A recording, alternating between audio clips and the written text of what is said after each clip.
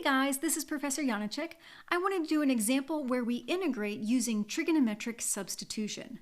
Let's take a look at the integral of 1 over the quantity 16 minus x squared raised to the 3/2 power dx. To begin with, I notice in the denominator we have something that looks like 4 squared minus x squared. And that looks to be of the form a squared minus b squared x squared. So we're going to use the substitution x is equal to a over b sine theta, and at some point we'll need to use the Pythagorean identity for cosine squared theta. All right, so it looks like in this case our a value is 4 and b is 1. Okay, so we will let x equal to a over b, that's 4 over 1 sine theta, which is really just 4 sine theta. Then we know that dx is 4 cosine theta d theta. Now let's come back to our integral and rewrite it using this substitution. So we have 1 over, in parentheses, 16 minus, instead of x, we're going to use 4 sine theta. And then dx, I also need to replace this. This is one of the most common mistakes. A lot of times people just rewrite dx with the d theta, but no. dx, we have over here on the side, there's our dx. That is 4 cosine theta d theta. Okay, let's see here. Let me do a few things. There in the denominator, 4 sine theta quantity squared is 16 sine squared. Still have that 3/2 exponent, and off to the side we still have 4 cosine theta d theta. All right, let's go ahead and move that 4 cosine theta into the numerator. I'm going to leave the d theta off to the side. You can put it in the numerator if you'd like as well. It's really up to you. But I also notice in the denominator, I have 16 in both of those terms, so I'm going to factor out a 16. Again, don't forget that d theta is still out there. All right, so now you're going to love this. 1 minus sine squared theta, that is cosine squared theta. Ha! Look at that. I knew we were going to use it. There it is. How nice. Now, dealing with that 3/2 power, make sure you remember what that looks like. This is the square root of 16 cosine squared theta to the 3rd power, which gives us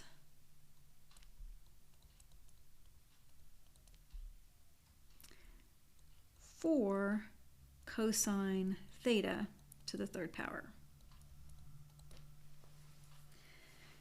All right, hope that's all clear. Now I'm going to reduce this. 4 cosine theta raised to the 1st power in the numerator, raised to the 3rd power in the denominator. We can simply rewrite this as 1 over 4 cosine theta squared.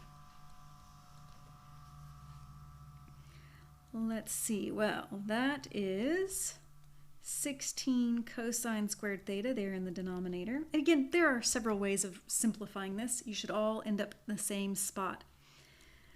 So this is 1 over 16 times the integral of 1 over cosine squared theta d theta. Of course, 1 over cosine squared is secant squared theta.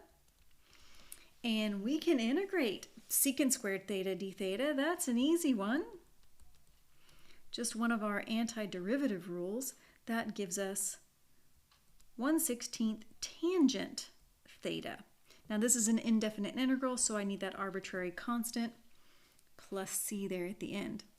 All right, and a lot of you will probably want to stop there and say yay, and it's a good place to stop and say yay, but it's not a good place to just stop. So we started with x's in our problem, and now we have thetas. We need to rewrite this now in terms of x's, not thetas. All right, so let's see, how can we do this? Now I'm going to go back and use this idea here, that very first substitution that we started with. Since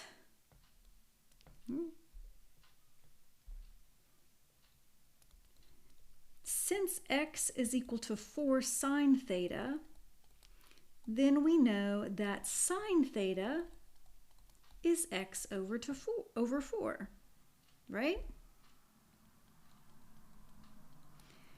And we know that our trig functions are based off of right triangles. So if theta is there, sine tells me the opposite is x, the hypotenuse is 4. Now we need to figure out what this is. I will call this a, and we know that a squared plus x squared is equal to 4 squared. A squared is equal to 4 squared minus x squared, which is 16 minus x squared. A is the square root of 16 minus x squared. So there we go. That is the square root of 16 minus x squared.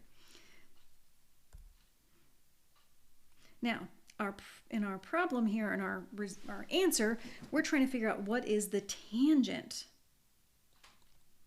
of theta.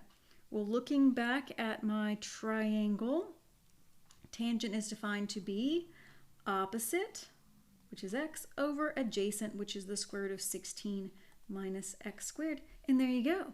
So replace that here in my problem. 1 over 16 times x over the square root of 16 minus x squared plus c. I do want to go ahead and rationalize this. So we have x over 16 times the square root of 16 minus x squared. Rationalize this. If you remember how to do that, we'll multiply by square root of 16 minus x squared over the square root of 16 minus x squared,